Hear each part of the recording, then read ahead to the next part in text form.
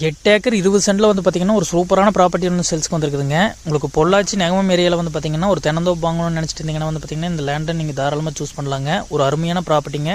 உங்களுக்கு 800 அடி வந்து பார்த்தீங்கன்னா தார் ரோடு பேஸாக வந்துடுதுங்க.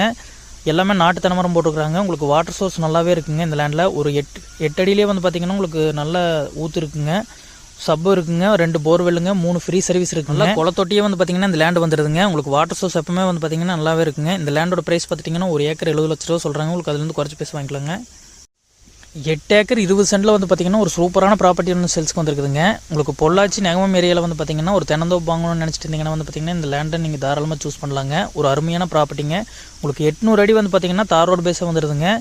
எல்லாமே நாட்டு தென்னமரம் போட்டுருக்காங்க. உங்களுக்கு வாட்டர் சோர்ஸ் நல்லாவே இருக்குங்க. இந்த லேண்டில் ஒரு 8 அடியிலே வந்து பார்த்தீங்கன்னா உங்களுக்கு நல்ல ஊற்று இருக்குங்க.